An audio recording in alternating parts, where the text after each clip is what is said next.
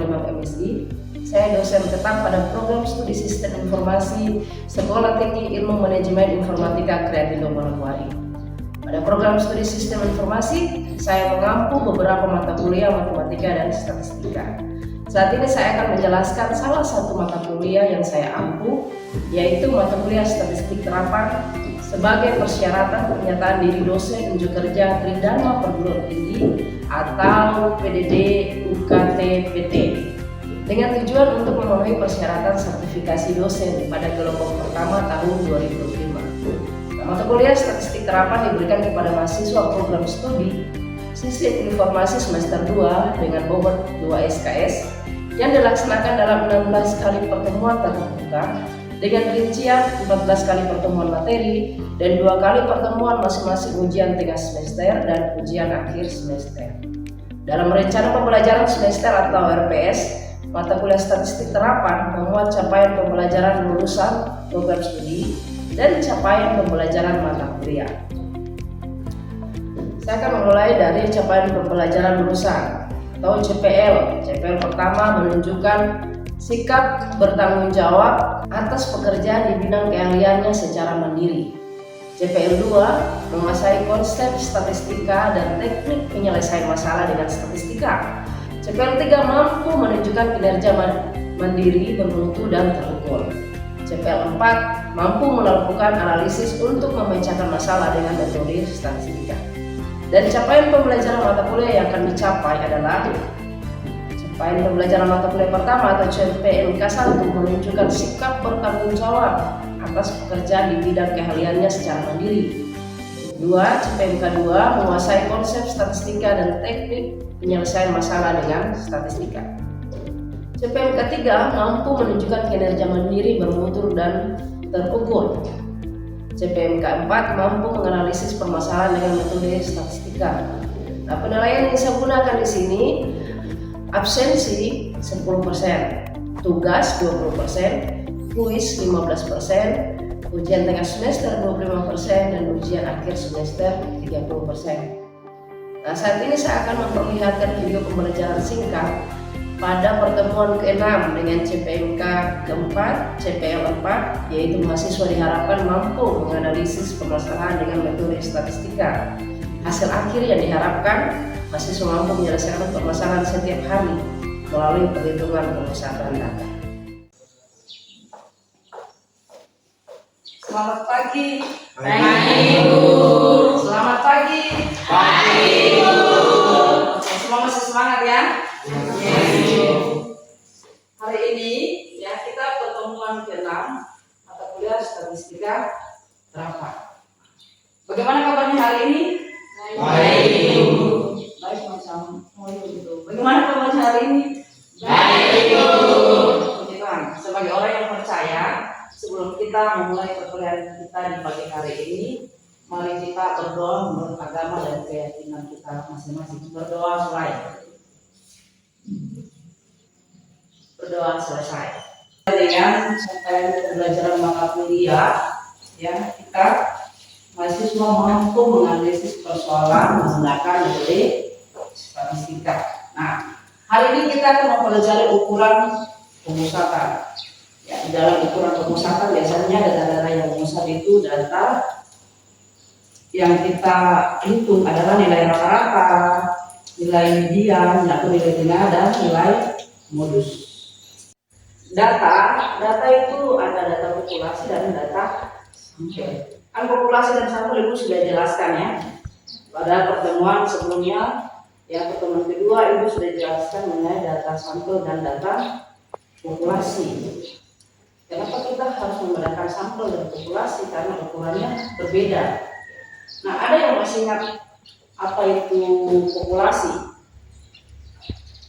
Oke, Alicia. Populasi adalah data kita. Oke, populasi adalah data kita. Ada lagi yang tahu? Ya. Populasi adalah data seluruh pengamatan. Ya, data seluruh pengamatan. Ada lagi yang masih ingat populasi itu apa? Ada, Ibu. Ya. Populasi adalah objek yang diamati. Ya, benar sekali ya. Ternyata kalian masih ingat tentang populasi. Nah, selain populasi ada sampel. Ada yang masih ingat apa itu sampel? Sampel adalah himpunan dari populasi. Ya, sampel adalah himpunan bagian dari populasi. Ada lagi yang punya pendapat lain tentang sampel? Sampel diambil dari populasi. Ya, sampel diambil dari populasi, himpunan bagian, dan sampel diambil dari populasi. Ada lagi? Ya, jawaban kalian semua benar ya tentang populasi dan sampel. Nah, ketika kita menghitung nilai rata-rata, itu rumus untuk populasi itu tidak sama dengan rumus untuk sampel. Ya, jadi yang tadi ibu bilang untuk pemusatan ada biasanya digunakan itu yang umum digunakan adalah nilai rata-rata, nilai median dan modus. Ya, bagaimana mencari nilai rata-rata? Ya, jadi nilai rata-rata ini bisa digunakan untuk semua aspek atau semua bidang, ya, bukan hanya di mata kuliah saja. Misalkan misalkan contoh pemerintah yang mau melihat berapa sih nilai rata-rata dari masyarakat, ekonomi masyarakat yang ada di Papua Barat atau di Manokwari, ya, apakah berada di atas garis kemiskinan rata-ratanya atau pas di garis kemiskinan ataupun di bawah. Nah, bisa menggunakan rata-rata, ya, bisa menggunakan rata-rata. Oke, ibu akan kasih contoh. Misalkan ada 5 mahasiswa,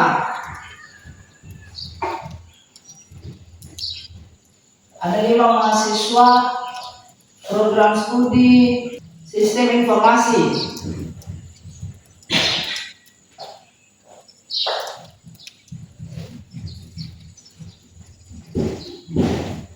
Kelima mahasiswa ini yang mereka memperoleh nilai tugas. Nah, nilai tugasnya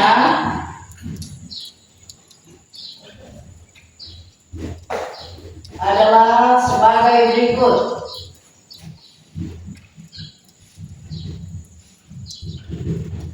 Ada yang dapat 80, ya, ada yang dapat 70, ada yang dapat 90, bahkan ada yang dapat 100, ya, dan ada yang dapat 80. Oke, ada 1, 2, 3, 4, 5 mahasiswa. Jadi dari 5 mahasiswa ini masing-masing memperoleh nilai tugas 80, 70, 90, 100 dan 80. Nah, pertanyaannya berapa nilai rata-ratanya, ya? Nah, untuk mencari nilai rata-rata populasi, ya, rata-rata populasi, kita menggunakan rumus mu, ya.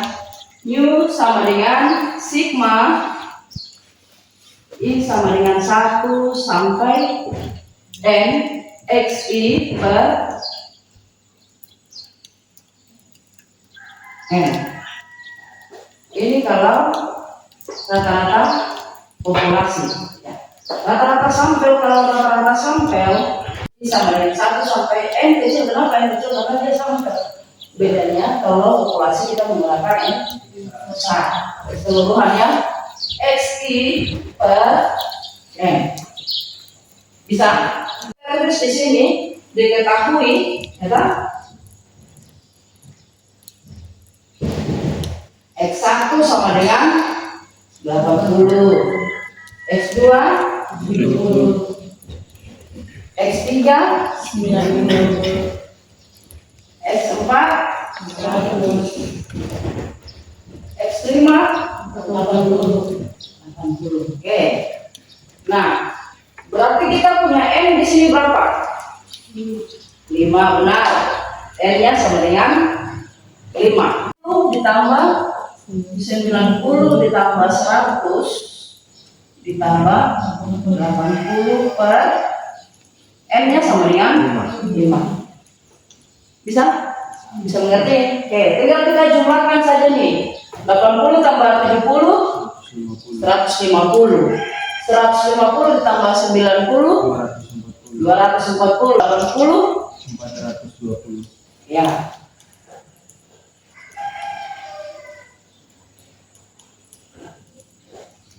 Per 5. 4 5 kali 4 20. Oke, berarti mu-nya atau nilai rata-ratanya sama dengan 84. Sampai di sini bisa memahami bagaimana cara menghitung nilai rata-rata? Bisa, ya. Jadi rata-rata ini hanya contoh saja ya. Bisa kalian aplikasikan dalam menghitung nilai rata-rata dalam kasus apapun, ya. Di semua bidang ilmu bisa. Oke, ini untuk rata-rata. Nah, bagaimana menghitung median? Jadi untuk menghitung median, ya, mediannya itu gugus data pengamatan ganjil, nilai di tengahnya itu adalah median. Contoh, ya, kita punya data ini saja sudah jadi contoh ya, median ya. Nah, ini kan kita punya data ini, nilai datanya ganjil kan, ya, 1, 2, 3, 4, 5, ya, data ganjil. Kita tidak perlu mengurutkan datanya dari terkecil sampai terbesar.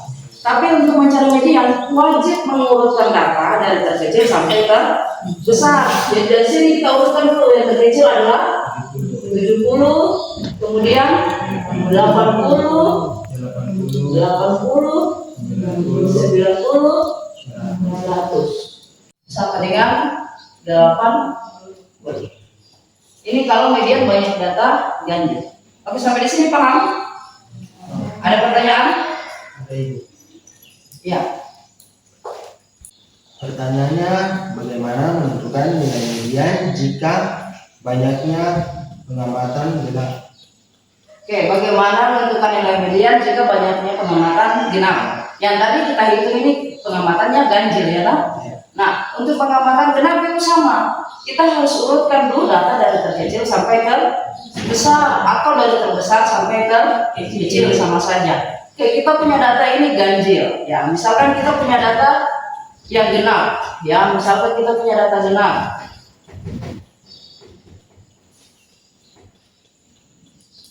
Nah, untuk data genap kita ambil 2 data di tengah. Kita cari rata-ratanya. Jadi cari rata-rata dari 2 pengamatan yang berada di tengah. Coba lihat, kita itu dari pinggir 1, 2, 1, 2. Berarti yang di tengah kan? Ya, 80 dan 85. Nah, kita cari rata-ratanya. Berarti mediannya itu sama dengan rata-rata dari kedua data ini. 80 ditambah 85 per 2. Nah, kenapa di sini per 2? Karena rata-rata dari 2 data ini, bukan dari keseluruhan data ini. Paham kan? Paham. Dari 2 datanya, berarti 80 tambah 85 per 2. Nah, sama dengan 80 ditambah 85 sama dengan 165 dibagi 2. Berapa 165 dibagi 2? 82,5.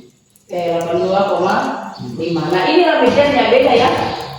Median data genap dengan data ganjil dan genap. Sampai di sini paham? Oke. Ibu sudah bisa hapus papan yang sebelah ini?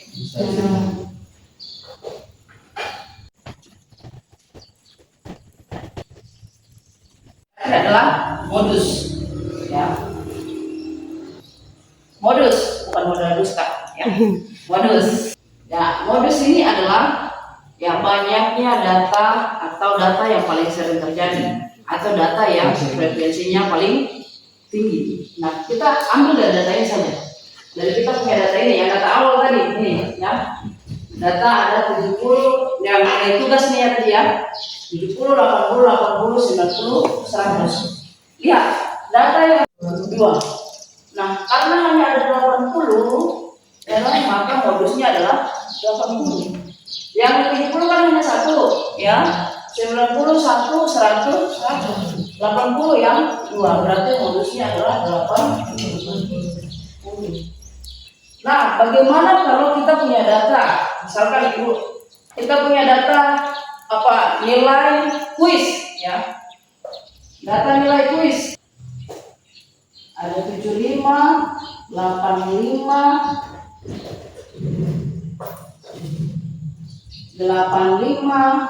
90, 95, 90, ya. 246. Oke, ini lah 75, 85, 85, 90, 95, 90. Nilai kuis dari 6 mahasiswa. Oke, nilai kuis. Nah, berapa modusnya?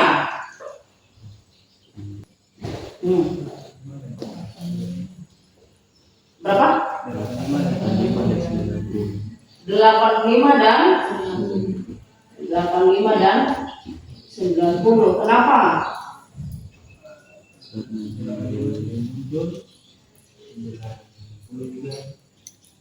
Iya, frekuensinya sama, ya frekuensinya lebih besar daripada data yang lain, tapi sama antara 85 dan 90. Nah, kalau ada dua begini disebut bimodus. Disebut apa? Bimodus. Bimodus. Karena ada dua. Oke, sampai di sini paham? Paham. Oke. Kalau sudah paham, yang di sebelah sana sudah dicatat. Berarti Ibu bisa hapus.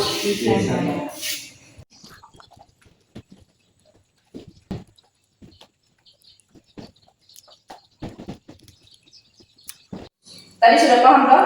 Oke, coba kerjakan dulu di kalian punya catatan. Kerjakan, cari nilai rata-rata, media dan modus. Kemudian siapa yang berani mengerjakan di papan, silakan.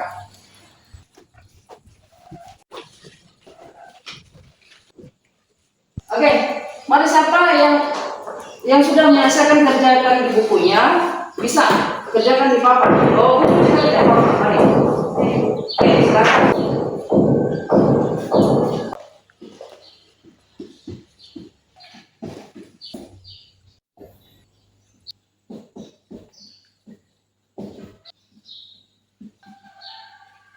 Oke, nilai rata-ratanya sama dengan 7. U sama dengan sigma I sama dengan 1 sampai N X I per N. Ada yang punya jawaban berbeda?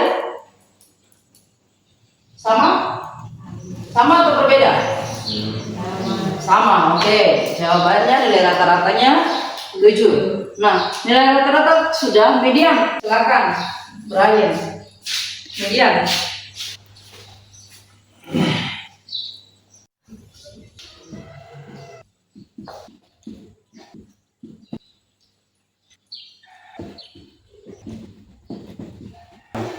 Oke, ada yang punya jawaban berbeda?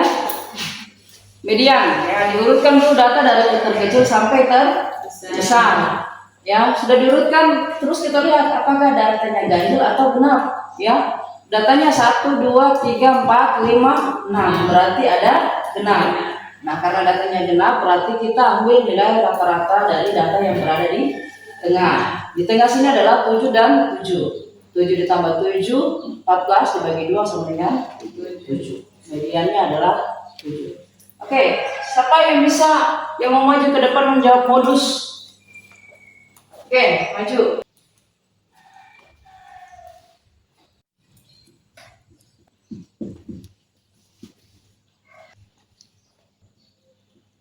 Oke, modusnya adalah 7. Ada yang punya jawaban berbeda? Ada? Kita ya, semua sama. Karena lihat, data 5 hanya ada 1, 6 hanya ada 1, 7 ada 2, 8 ada 1, 9 ada 1. Oleh karena itu 7 yang frekuensinya paling tinggi, ya 2. Sehingga modus atau data yang paling sering muncul itu adalah 7. Ini semua jawabannya 7, ya? Rata-ratanya 7, mediannya 7, modusnya 7. Ya, sampai di sini mengerti? Mengerti. Ada yang belum mengerti? Oke, berarti semua mengerti ya? Nah, kalau semua sudah mengerti, berarti kita ya sudah mencapai tujuan pembelajaran pada pertemuan ke-6 ini.